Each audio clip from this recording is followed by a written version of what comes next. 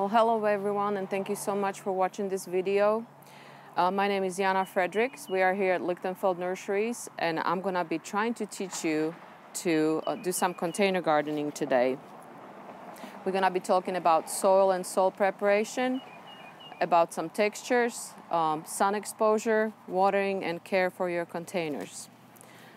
So let us start it. I've been on the staff of the nursery for pretty long time. I'm not gonna tell you how long because you will think I'm really old. But if it will help you, when I first met Connor, I know a lot of you know him, he was in 2nd grade, so figure it out. So first container I'm gonna put together for you, it's for full sun, and it's gonna be mostly annuals. Annuals are the plants that will last only one season. That means if we plant it now, with the first frost, they will die back, and then you can replant them or replace them with some pansies or violas for the fall and winter. This right here is cordyline. I'm gonna use it as a centerpiece. For the soil, I usually use for our containers around the nursery, just mixture of mushroom compost and soil conditioner that we sell.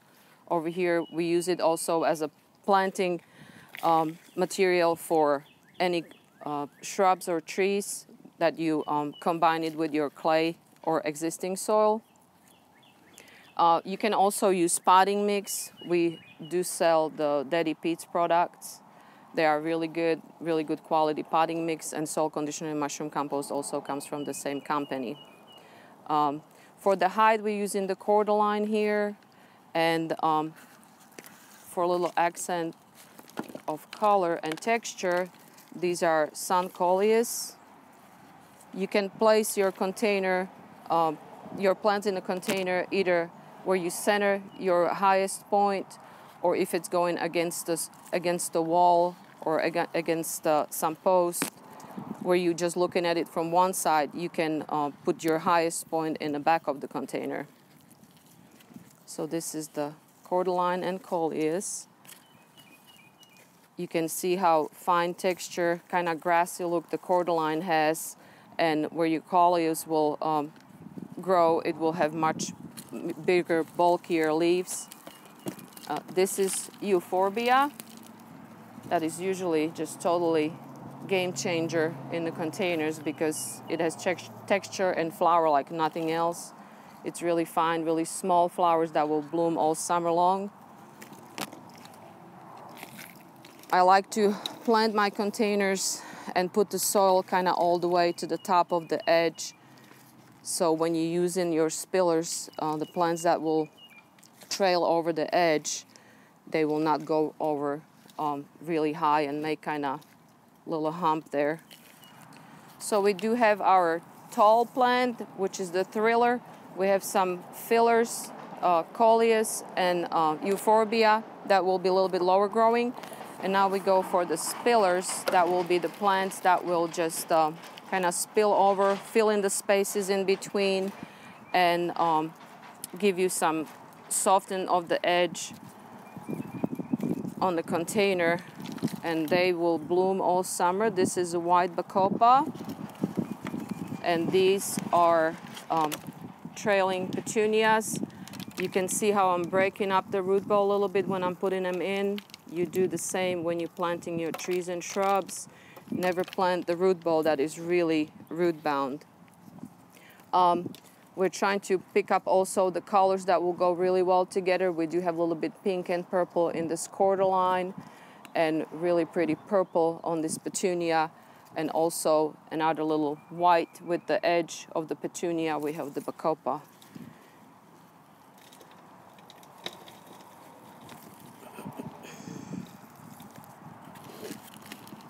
So this container will be great for really sunny areas, and it will give you nice texture and color all season long. Of course, this coleus will nicely fill in, so you hardly in a few weeks will see any soil on the top of your container. You could, if you wanted to, cover up the top with the moss, or even like a little stone or bigger wood chips, if you would like to just cover it up from the beginning, not to have the soil exposed before the plants grow bigger. So there's your sun container. We're gonna do one for a little bit more shade, which will be also just annuals.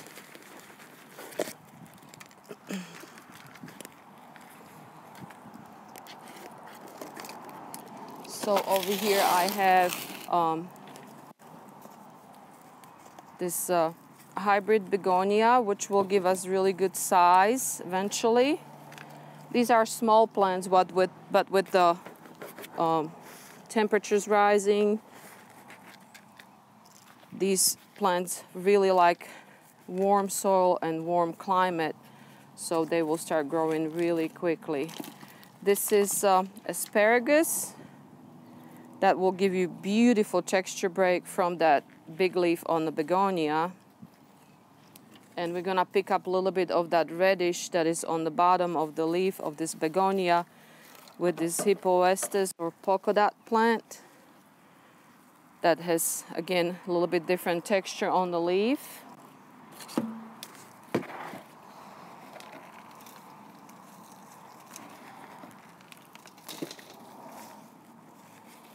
Making a mess here, that's what I'm known for.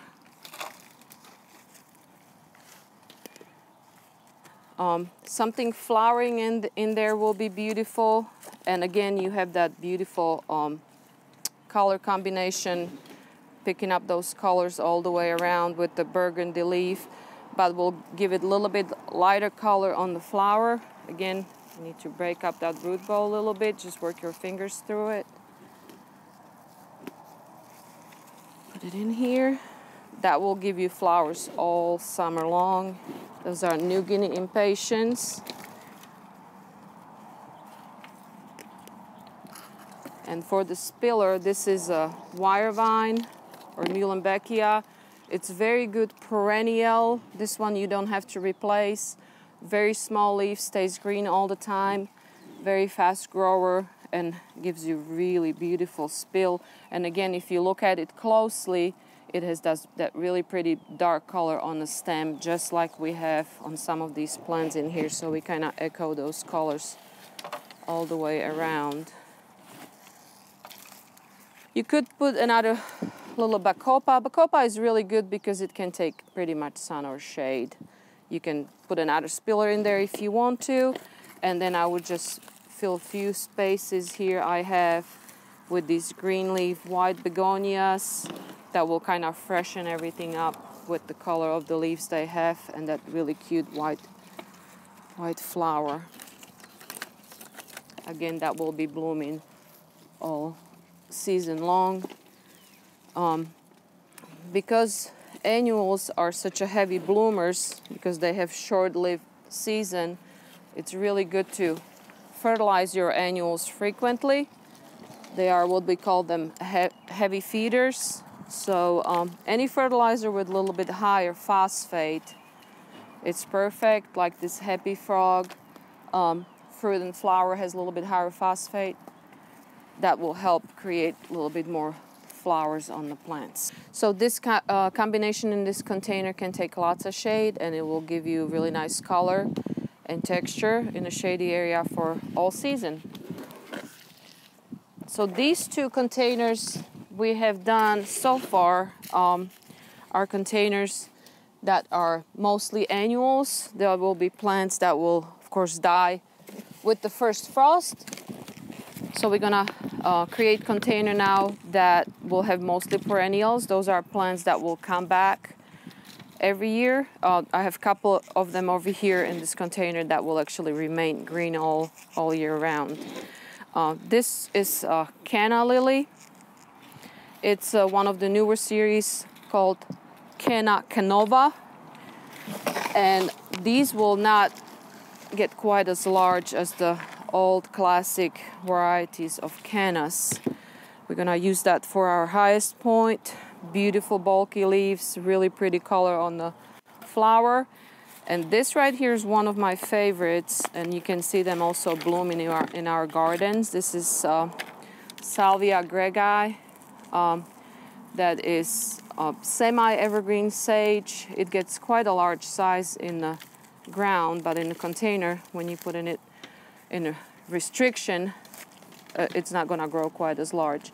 But the great thing about it is it's semi-evergreen, it's perennial, and it will bloom pretty much all summer. If you go around and kind of clean up the spent flowers, it will really give you flower all season long, and it will attract a lot of butterflies and of course hummingbirds. This right here is Everlast Orchid Dianthus, which is newer for us, but another great perennial.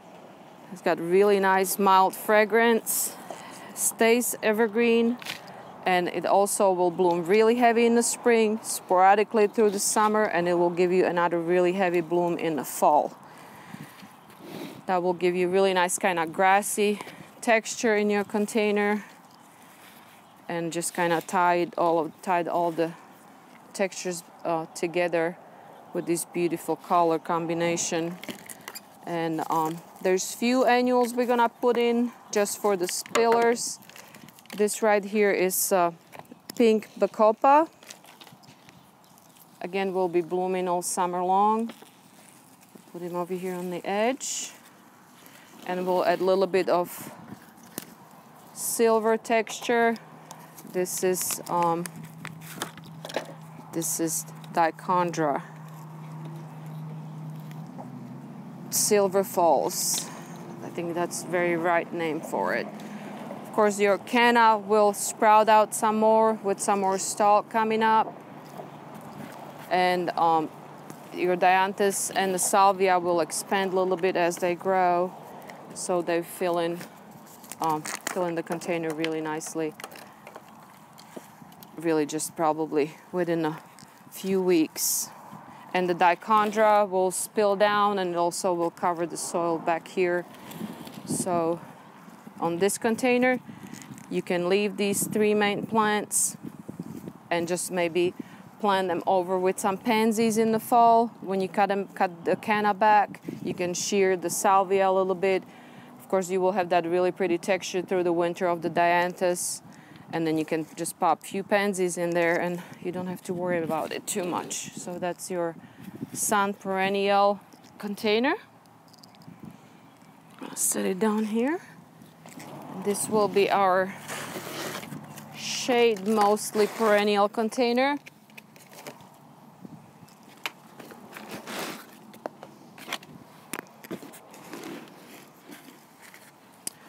Look how beautiful this foxglove is. Blooms for several weeks in the spring, but it also gives you almost that hosta-like flower leaves that is really nice and bulky. Because breaking up the root ball again, don't forget that. We'll put that a little bit to the back of the container.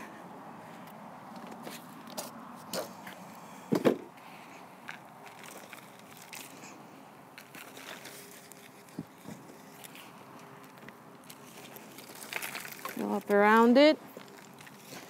This is how I said, just mixture of mushroom compost and soil conditioner 50-50.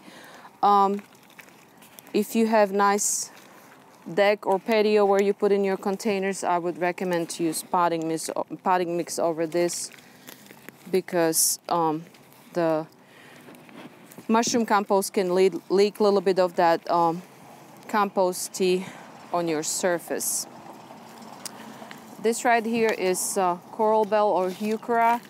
It has really beautiful dark leaf, and it will give us a little bit of more kind of lower point here in the container with these really pretty leaves. And they do send little tall stalk with little small flowers later spring, and they're not the prettiest flowers, but they are very attractive to hummingbirds. But the foliage is pretty much all year round. It's an evergreen perennial, Great for shady areas. You can put them in the ground. You can put them in the containers as well. This right here is Lysimachia. It's called Persian chocolate. That will be our spiller. It's cold hardy for us, comes back every year. If it's mild winter, it might remain kind of semi-evergreen. If it's cold, it will die back, but comes back. It has really pretty yellow flower on it. So that gives you really nice contrast there. And just to change the texture a little bit, I'm gonna use asparagus fern. This is the foxtail fern. See the tubers on it.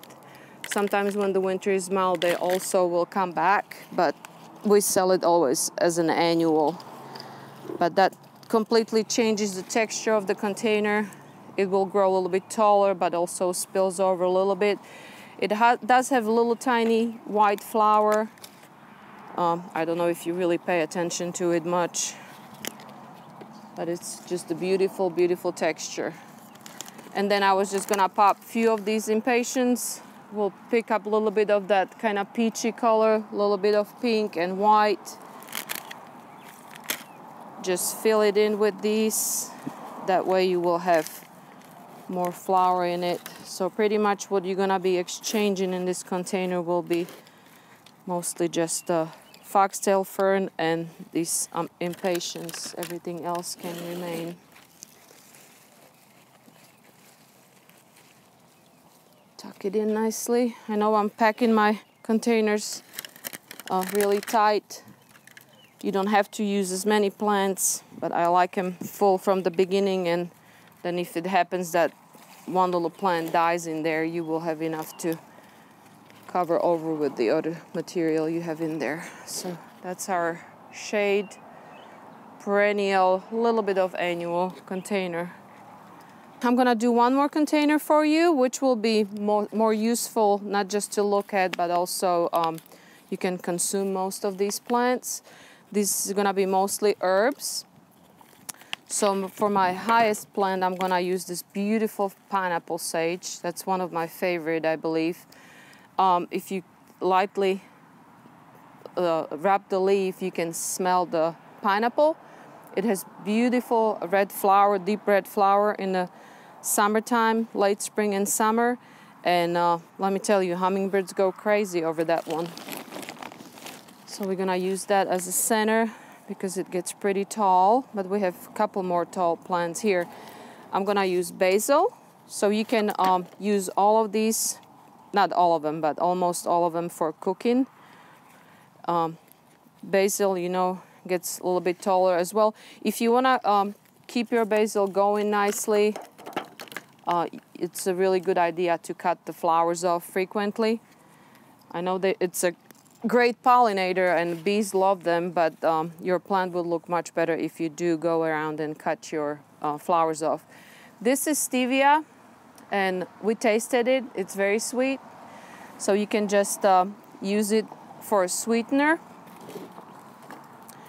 This right here is dill. Again, breaking up the root ball a little bit. That will give you that almost ferny texture. I love dill. That gets also quite large, but you don't have to let it overgrow your other plants. You can just trim the stalk down and it will fill in a little bit more from the bottom.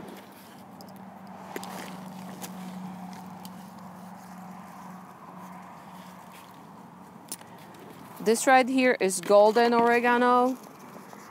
You can use it just like any other oregano, but it has really beautiful color, and it really pairs well with this pineapple sage. This one is called Golden Delicious because it has a little bit of that chartreusey color on the leaf, and that will be one of our spillers here.